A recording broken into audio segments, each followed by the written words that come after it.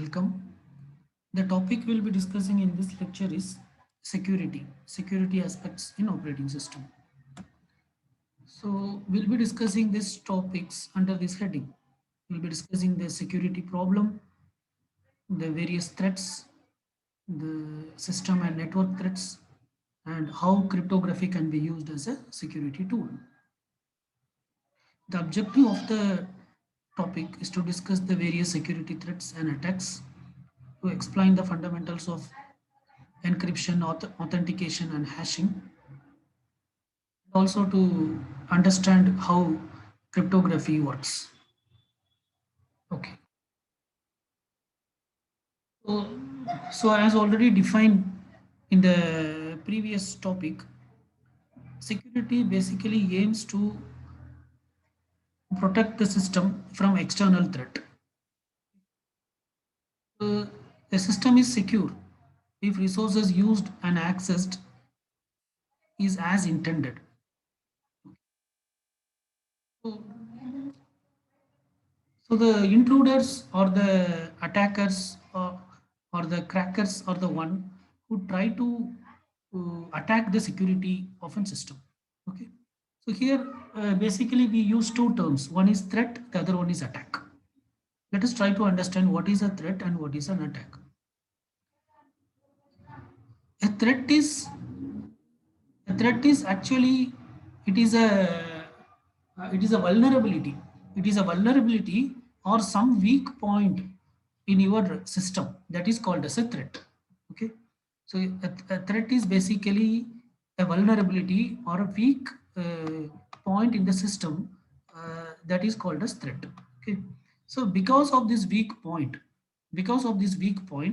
you may fear that somebody may attack us, or somebody or this weak point may easily allow someone to attack attack the system. So that is called as a threat. Okay, say for example, say in your home, one of the door is not so strong, then that is a threat.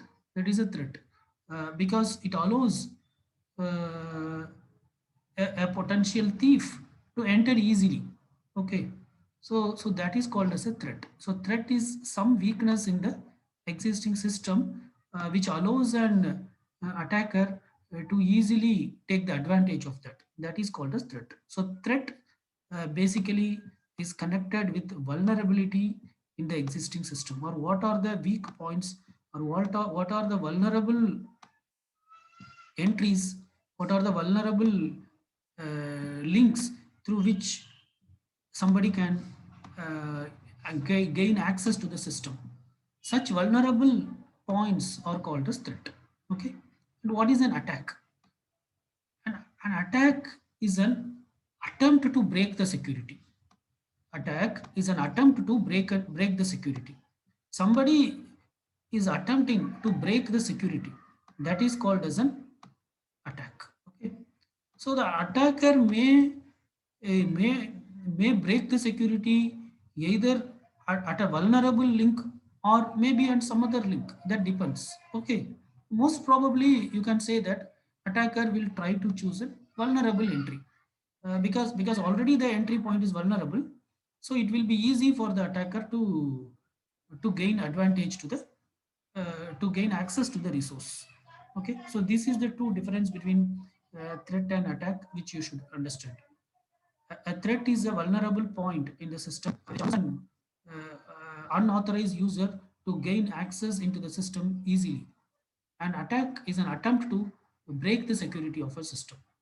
Okay, an attack can be either accident or malicious. Sometimes a user maybe accidentally attack. His intention might be different, but it may attack the system, or and at some other times it may be malicious. That is, it is intentionally done. Okay, so it is easy to protect the system against accidental attack than from malicious attacks. Because what are the different situations under which a user may attack the system accidentally, that can be figured out, and precautions can be taken. But no such precautions but it is not that easy to make such precautions for malicious attacks. So the security violation can be broadly classified under these categories. So the first one is breach of confidentiality. So what is confidentiality? Confidentiality means uh, that is confidentiality means something it is not allowed to use by everyone. Only the right user can use that. Okay, so that is called as confidentiality. So here what happens if there is a breach of confidentiality, then the unauthorized person can read the data. The person who is not authorized, he can read the data if there is a breach of confidentiality. Okay, so if something is confidential, then it is secure. If it is not confidential, it is not secure. Okay. So mm, so if it is a breach of confidentiality means an unauthorized person is reading your data, so that is a breach of confidentiality. A breach of integrity means an unauthorized person is modifying the data. He's not only just reading the data, he's changing the content. So uh, that is a breach of integrity. That is a breach of integrity. Okay, and breach of availability. Breach of availability means the unauthorized person is destroying the data. Is destroying the data. That is breach of availability. Okay. And theft of service. Theft of service means an unauthorized person is using a resource. He is not allowed to use the resource, but he is using the resource. So he is something like stealing the resource.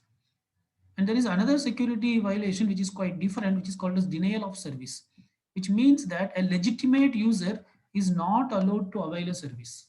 Okay. So this you can see.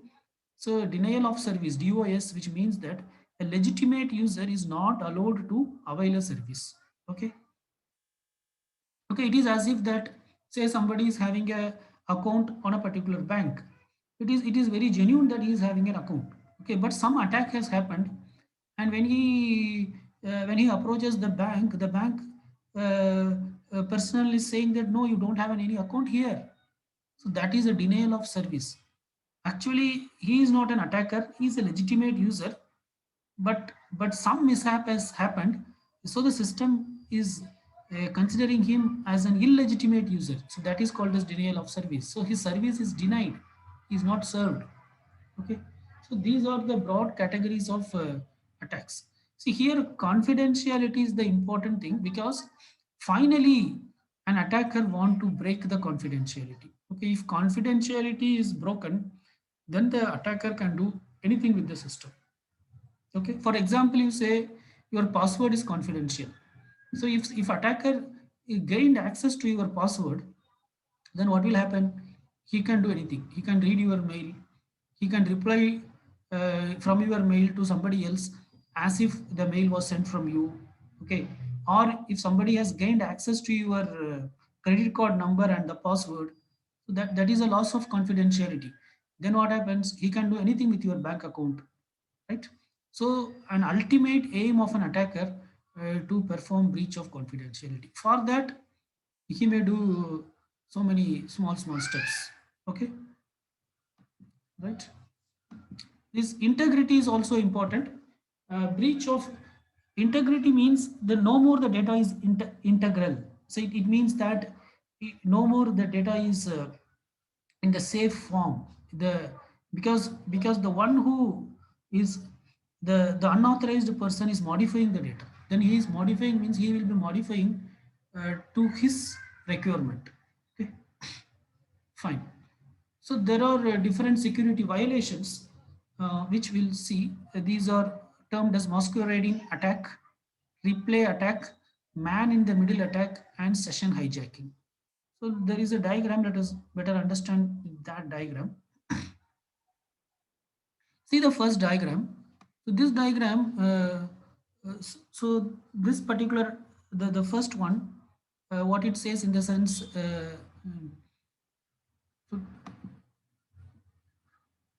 so so this particular diagram, okay, it is up to this point, right? So what it says in the sense, it is a normal case, but this is also one form of attack. You can call this as a passive attack. This can be called as a passive attack. Okay, so So in a passive attack, what happens in the sense, two users were communicating, a sender and the receiver, they are communicating. They are assuming that their communication is secure, that nobody else is listening to this communication, or nobody else is intruding in the communication. But actually there is an attacker. There is an attacker sitting in between the sender and the receiver. The attacker is passively listening to the sender and the receiver. The attacker is not doing anything, but the attacker listens. But the attacker listens and understands what is happening between these two communication. So this is also one form of attack. The attacker not actively involves in attacking, or in trying to access any resource, but still the attacker gains data, or she collect some information, which is very crucial. So this type of attack is called as passive attack. The second case is a masquerading attack. Masquerade in the sense pretending like somebody else. The meaning of masquerade is to pretend like somebody else. So here the actual sender, he is the actual sender and he is the actual receiver. Okay. But the attacker masquerades.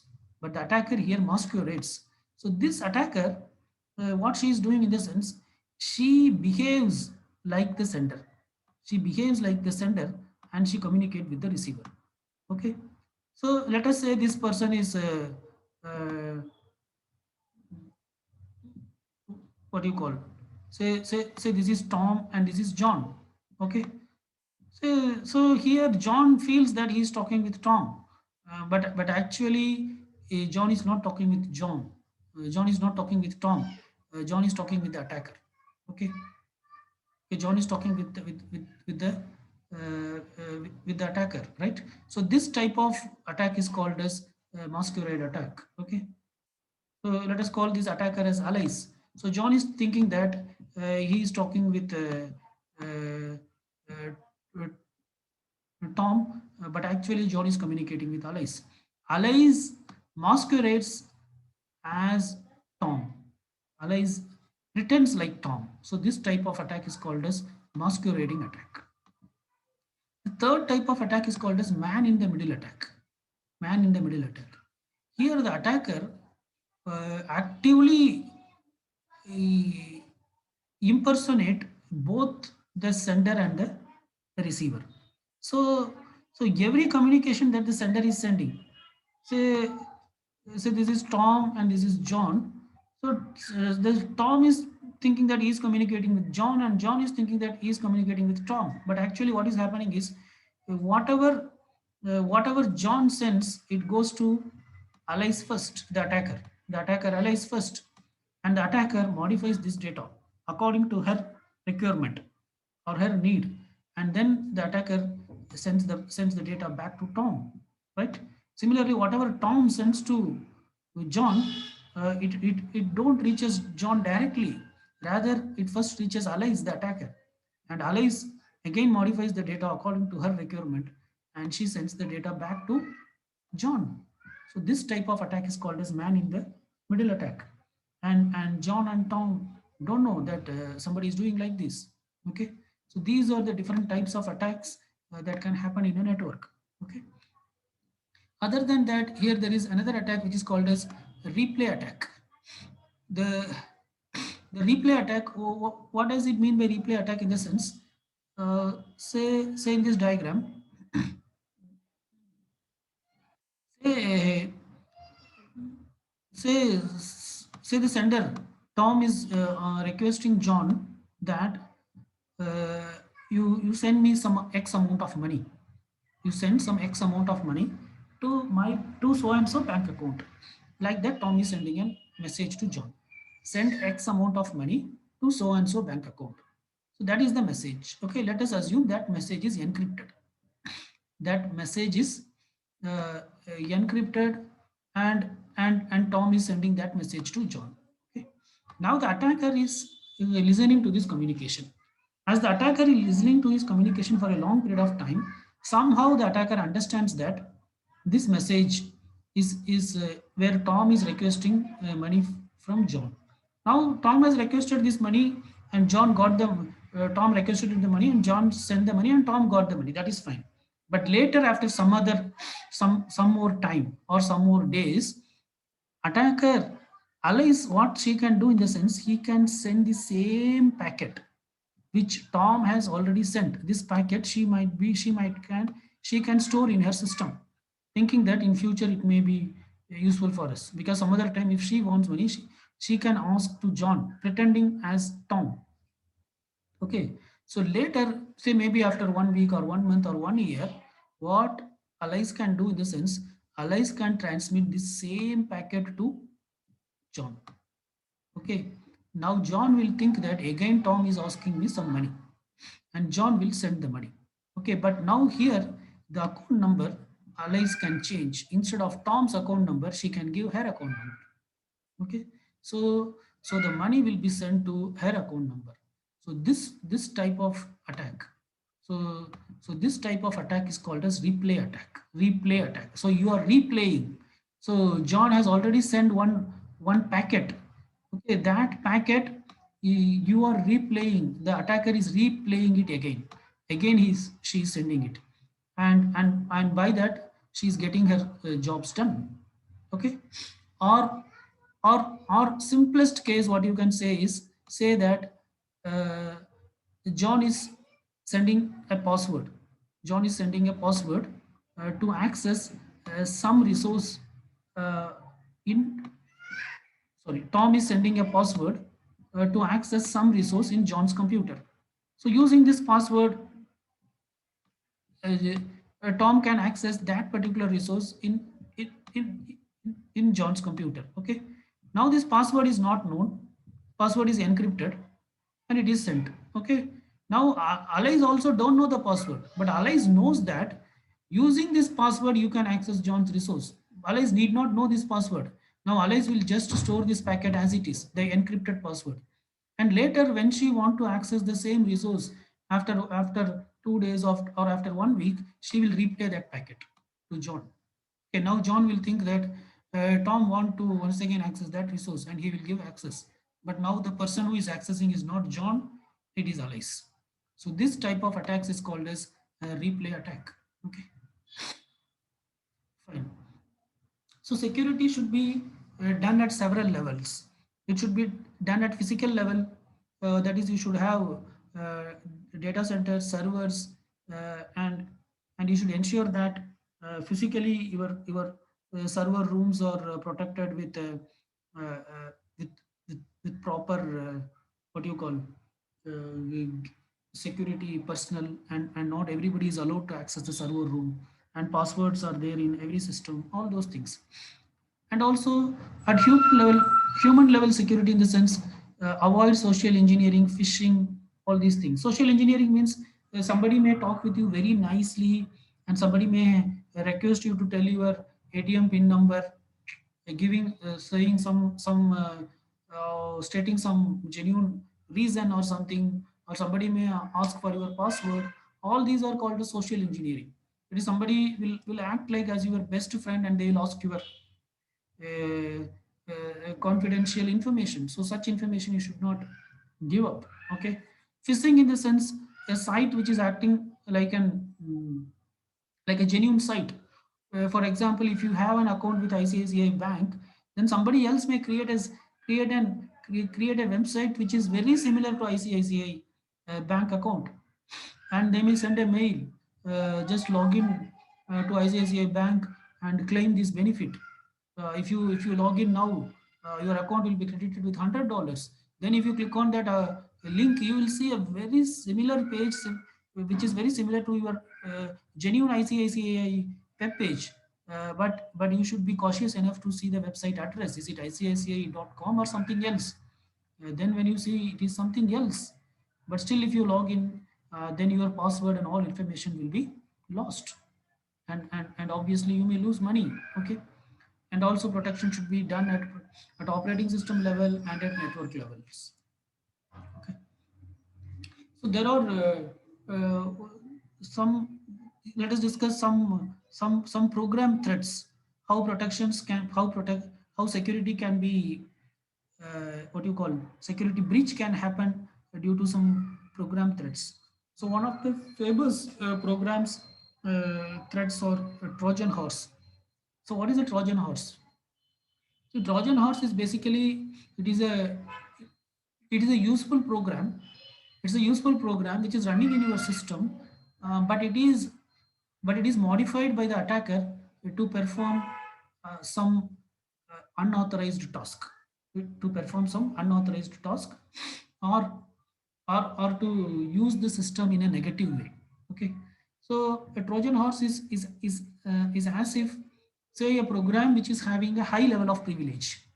Say a particular program which is having a high level of privilege, it is a genuine program, but the attacker has injected some wrong codes into the program. Okay, and now this program behaves in a different way. Okay, the code segment that misuses its environment. Okay, that program is a genuine program originally, which can perform a high privileged operation, but the attacker is successful in making sure that this will misuse its privilege. So such type of attacks are called as Trojan horse attack.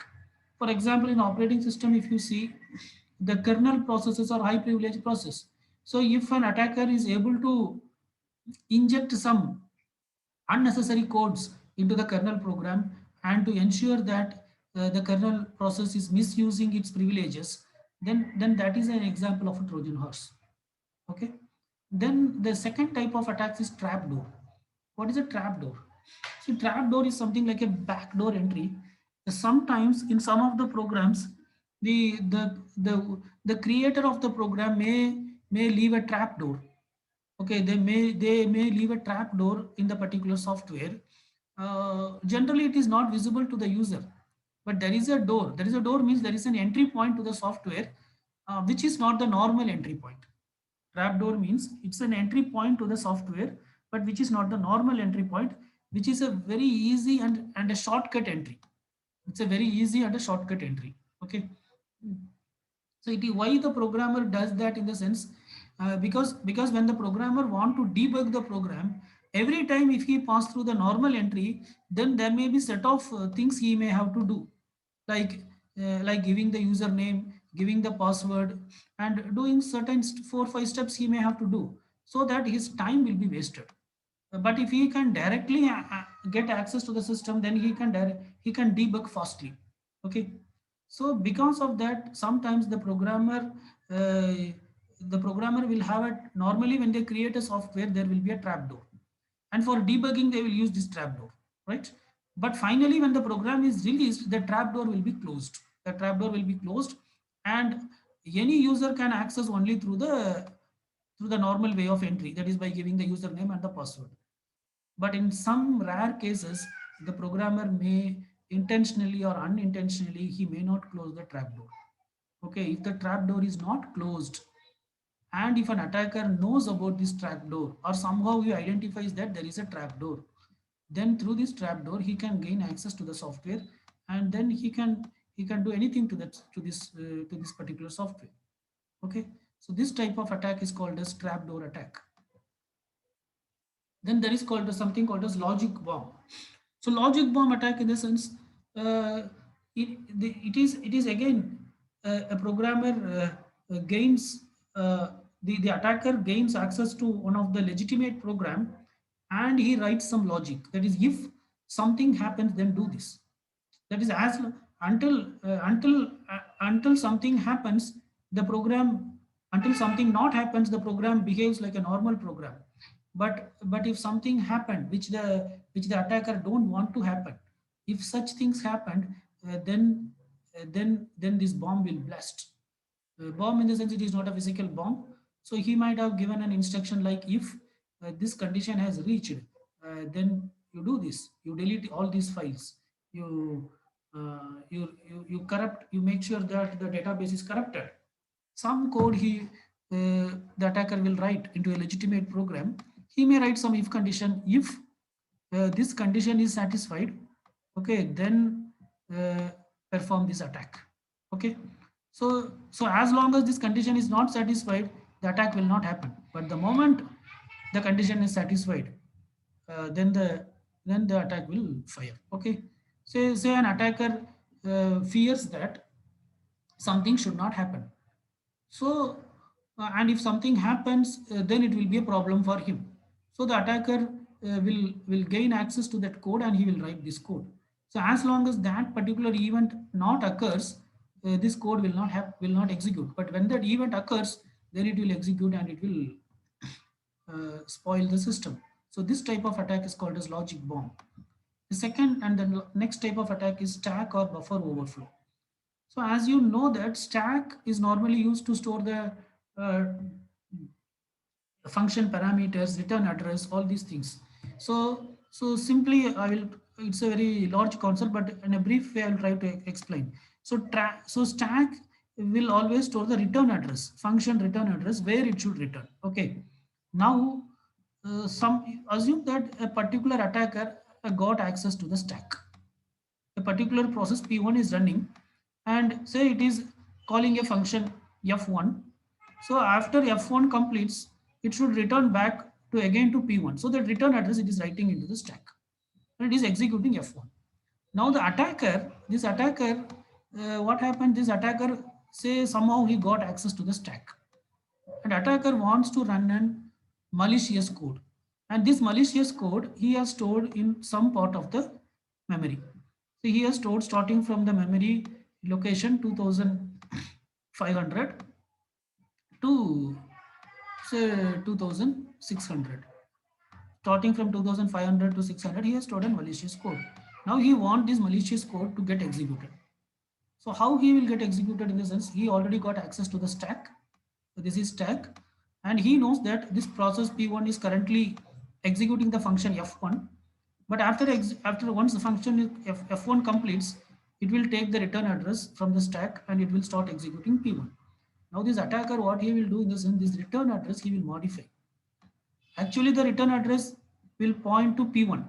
If P1's address is 1000, that is P1's next address is 1000, then return address will point to 1000.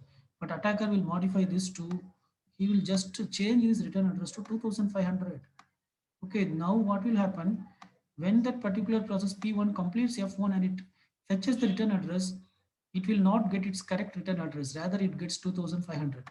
2500 is the address of the the malicious code which is written by the attacker. Okay, now the process P1 starts executing the malicious code, and that's it. Whatever the malicious with whatever the wrong intent the attacker has written, that was done. So this type of attack can happen through stack and buffer overflow, right? So these are some of the different types of attacks. And then attacks can also happen through virus. You know, viruses are self-replicating programs. So once virus enters into a system, it starts spreading at a faster rate and it moves from one system to another system. There are different types of virus available, like file virus. It will affect only file. When a file is opened, it will move from one file to another file. There is a virus called boot sector virus, which will stay in the memory. In the memory in the boot sector, it will stay, and when the operating system is loaded, the virus will infect the operating system. And the macro, if these are the viruses which is created through macros that was written through Microsoft Excel or through Microsoft VB Visual Basic. These viruses are written through those macros, and source code virus which will affect the only the source codes like C program or Java program. Like there are different types of viruses available which you can go through it. Okay. So, so there is, and one should be cautious when you are using the password, because password somebody can take your password by using keystroke logger. So keystroke logger is a device. It's a USB device which can be connected to the system. So it will store every keystroke. So if you are using somebody else computer, say if you are going to your browsing center and you are typing your email password, and if there is a keystroke logger is connected with that particular PC, then they can track your password. Okay. And there is another form of this is worm is also similar to virus. So worm, it is is also similar to a virus. It will have two programs. One is called as a grappling hook, the other one is a worm. Okay, this grappling hook will initially say one system is already infected by the worm. It's one type of virus. Say one system is already infected by the worm, then then this system will somehow send the grappling hook to another system, to the target system. Through any means, it will send the grappling hook to the target system. And once the grappling hook reaches the target system, it will request the original system from where the grappling hook came to send the worm. And then the other system will send the worm. And now the worm is transmitted to this system. And so this system is also corrupted. Again, this system will do the same job. It will send the grappling hook to next system, and it continues like this.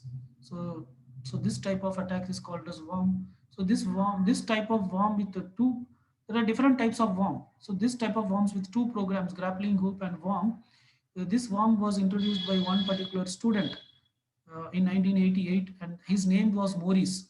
So this is called as Maurice internet worm. Okay, so next, coming to cryptography. Cryptography is one of the security tool which is used to ensure secure communication. So basically, cryptography, what it does in the sense, it encrypts the data before sending, and the encrypted data will be sent, and the receiver can only the receiver should decrypt the data. Only after decrypting the data, the receiver can understand what is being sent. Okay, so there are two processes involved here. One is called as encryption, the other one is called as decryption. So if there is some message is to be sent, then the sender, the sender, what he will do in the sense, the sender will encrypt the message, which we can call it as simply E of C. E of C, E of Y, or E of M. Okay, E of M is called as encryption. Once you encrypt the message, this is message, M is a message, S is the sender. Sender will encrypt the message E of M. Once you encrypt the message, what you get is called a ciphertext. Let us call it as C. Ciphertext means it is it is not the text which does not make any sense. The message will make sense, but the ciphertext will not make any sense. By reading the ciphertext, nobody can understand any information from that. Nobody can get any meaningful content from the ciphertext. Okay. After converting into the ciphertext, the sender will send the data to the receiver. Sender will send the ciphertext to the receiver. So receiver gets the ciphertext. After getting the ciphertext, receiver will perform decryption. So let us represent decryption with D. So receiver performs decryption on the ciphertext. As a result of decryption, the receiver will get the original message M. Okay, so this technique is called as so this technique is called as cryptography. So receiver, sender will encrypt and the receiver will decrypt. How it is done? So there are two types of encryption. There are two types of cryptographic techniques available. One is called as symmetric key cryptography. The other one is called as asymmetric cryptography. Okay. Symmetric cryptography means what? In the sense, the sender and the receiver, they will both use a same key. For encryption and decryption, a key is required. Okay, key is nothing but a sequence of characters, or a sequence of characters or numbers, or a combination of both. Okay, that is a key. So the sender and the receiver will use the same key. So that is called as, so let me call it as KS. S stands for symmetric key. So the key used by the sender is also the same, and the key used by the receiver is also the same. So sender, when you want to send a message M, this is yes, right? So like this is yes, okay. So sender, when you want to send a message M, what the sender will do in the sense, sender will encrypt the message using the key KS. Okay, whenever encryption is done, a key is required. Without key, you cannot encrypt. In the previous slide, I have said just you can encrypt, because there we have not discussed the concept of key, but with key only encryption happens. So sender will encrypt the message with the key KS. The message is M. As a result, what the sender will get is the ciphertext. Now the ciphertext, the sender will send the ciphertext to the receiver. A receiver will decrypt the ciphertext using the same key KS, because both the sender and the receiver will use the same key. That is called as symmetric key cryptography. So receiver will decrypt the ciphertext using the same key. After decrypting, the receiver will get the original message, which is M. Okay, so during the transmission period, during the communication channel, while it is getting transmitted through the network, even if an attacker gets the data, he will get only the ciphertext. That is C only he will get, and with that he cannot do anything because C is not readable, and and the attacker cannot decrypt it, because for decrypting, two things he should know. One is he should know the decrypting algorithm, another thing he should know the key. Okay, so so the encryption will be done through encryption algorithm, decryption will be done through decryption algorithm. Basically decryption is a reverse of the encryption. So as the attacker will not be knowing the key and the decryption algorithm, so the attacker cannot get the what you call message. So this is how this particular symmetric key algorithm works, right? So so there are different types of symmetric key algorithm available. So there is an algorithm called DES, which is one of the mm, uh, most older symmetric key technique. Okay, and this symmetric key technique can be applied at different levels. It is not that one level. Say there is an algorithm called triple DES. There is an algorithm called triple DES. It applies symmetric key technique for 3 times using 2 or 3 keys. Using 2 or 3 keys. See what it is doing here. The sender, what he is doing is to create the ciphertext C. The sender is first encrypting the message using the key K1. Okay, the sender is first encrypting the message using the key K1, and then he is decrypting the message using the key K2. See, if the message is encrypted using K1, then you have to decrypt using the key K1, then only you will get the message. Otherwise, you will not get the message. So this is also, even though this is decryption, this is also equivalent to encryption, because originally the message is encrypted using the key K1. Again, you are decrypting with the message using the key K2, means this is also one form of encryption. This is not decryption because another key is used. Again, that is encrypted using the key K3. Okay. As a result, what you get is the ciphertext, and that is sent to the receiver. Now the receiver, to get the original message, what the receiver should do?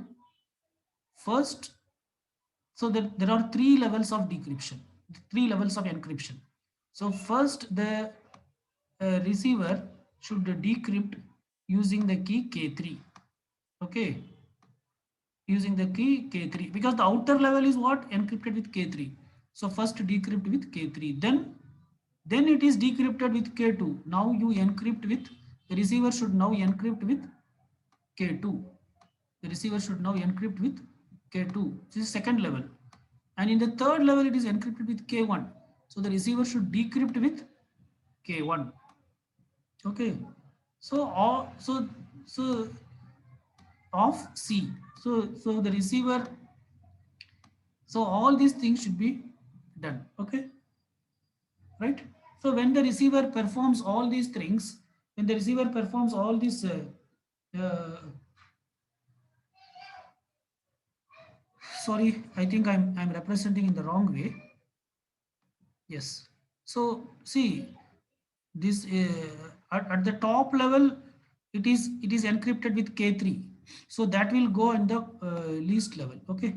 So when you decrypt with K3, when you decrypt with K3, so first you should decrypt with K3. Okay.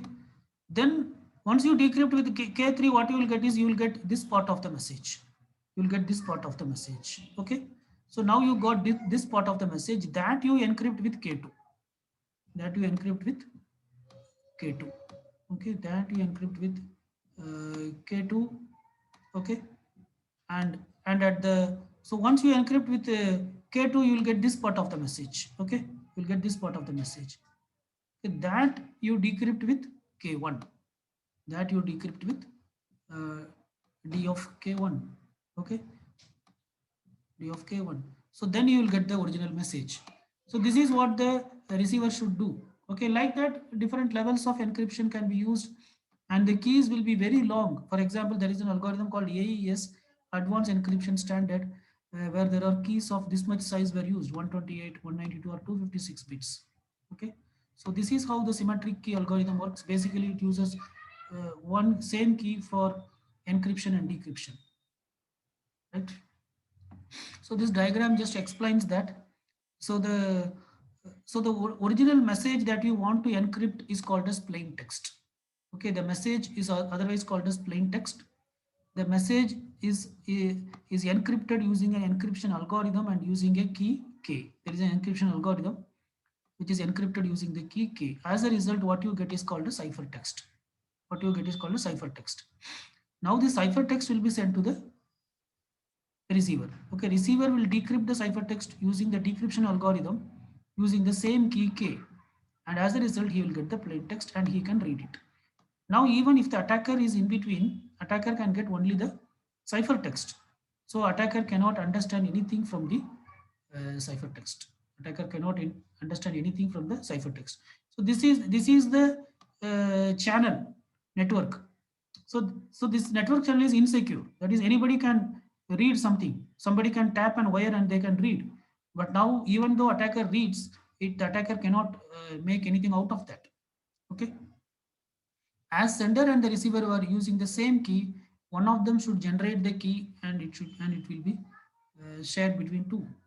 Okay. Or in some cases, either the sender can create the key and give to the receiver, or the receiver can give the key, create the key and send to the receiver, or in some cases there will be a central party which will create the key and they will send to both the sender and the receiver. The central party is something is called as a trusted arbiter.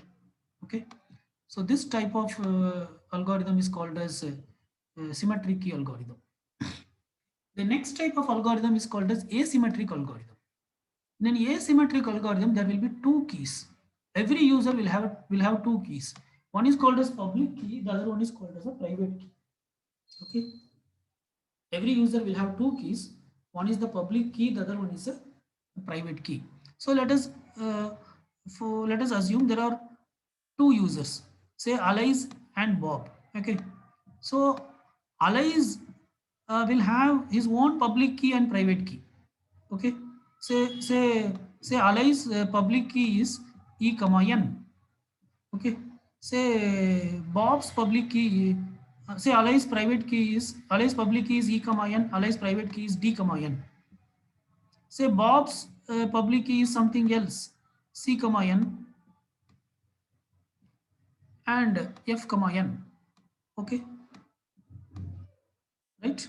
So this is Ali's public key E comma N, and this is Ali's private key D comma N. This is Bob's public key C comma N. This is Bob's private key F comma N. Okay, like that there can be any number of users. All users will have their own public key and their own private key. Now, what happens in the sense, everybody's public key will be known to everyone. Everybody's public key will be known to everyone. So allies will know Bob's public key and Bob also will know allies public key. Okay. So if there is another user C, he is having some public key D comma N and some private key G comma N, then C's public key will be also known to everybody. Okay. So public key is public. Everybody's public key is known to everybody, but nobody will know their private key. A's private key will be known only to A. B's private key will be known only to B. C's private key will be known only to C. Okay. Now, what should they do with the public and the private key? Right? Say for example, if if allies want to send a data to Bob, if allies want to send some information to Bob, okay, and allies want to ensure confidentiality, and allies want to ensure confidentiality. That is, confidentiality means only Bob can read the data. Nobody should be able to read the data. That is called as confidential. Only Bob should be able to read the data. Nobody should read the data. That is called as confidentiality. Then what allies will do in the sense, allies will encrypt the data using the public key of Bob. Okay. Allies will encrypt the data using the public key of Bob. Say I'm calling the public key as U. U represents public key and B represents Bob's public key and the message. So the message is encrypted using whose public key? Bob's public key. As the result, whatever the ciphertext is generated, that is sent to Bob. Okay. If some message is encrypted using someone's public key, then that can be decrypted only by using their private key. Okay. If a message is encrypted by using someone's public key, then it can be decrypted only with their private key. So this message is encrypted using Bob's public key, so it can be decrypted only by using Bob's private key. And Bob's private key is known only to Bob. C, D, E, and other users, they don't know Bob's private key. They know the public key. Okay. So only Bob can decrypt it. Even if others receive this data, they cannot decrypt it. Okay. If a message is encrypted using someone's public key, then it can be decrypted only by using their private key. So now Bob will decrypt it using his private key. So let me call it as private key as R. So it will be decrypted by using the private key of Bob. And now he will get the message. Okay, this is to ensure confidentiality. But if A want to ensure authentication, he don't want confidentiality. Authentication means to ensure that the data is coming from the correct person. Authentication means, please try to understand, authentication means that to ensure that the data is coming from the correct person. So A is sending the data to B, but how B will ensure that this is coming only from A? Or, or how B will know that there is no attacker in between and that attacker is not sending that? How can we ensure that? For that, if authentication is required, then allies, what allies will do in the sense, allies will encrypt the data using his private key. Okay, what that is using the private key of A. A's with A's private key, allies will encrypt the data, and then allies will send the data to Bob. Okay, yeah, allies will encrypt the data using A's private key. As a result, whatever the ciphertext is created, that is sent to Bob. Now this message is encrypted using allies private key. So it can be decrypted only by using allies public key. Okay, fine. Here allies want only authentication. He don't want confidential. That is anybody else can also read. Not a issue. But how would you ensure that it is only coming from allies? Because it can be decrypted only by using allies public key. If you want to decrypt it, you have to use allies public key. That is, you have to use KUB. U represents public, sorry, KUA. U represents public key, A represents allies. So as this message is decryptable only by using allies public key, this message is only coming from allies. Okay. So this is how this public key cryptography works. So, so to briefly to say, in a public key cryptography, every user will have two keys, a private key and a public key. And the public key of all users are known to everyone.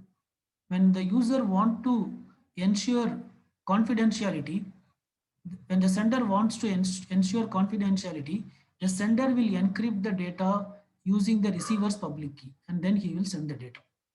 Now the data can be decrypted only by using the receiver's private key. As nobody else knows the receiver's private key, only the intended receiver can decrypt it. If the sender wants to ensure authentication, then the sender will encrypt the data with his private key, and then he will send the data. Now this data can be decrypted only with the sender's public key. So this will ensure authentication. So this is how encryption and decryption is achieved. Okay. So there is an example. I don't want to discuss that because it will be lengthy. And then authentication is also done by using something called as hash function. So which is also otherwise called as message digest. So like how we have discussed some hashing techniques. So using a hash function also authentication can be achieved. Fine. Let us stop this topic here. Thank you.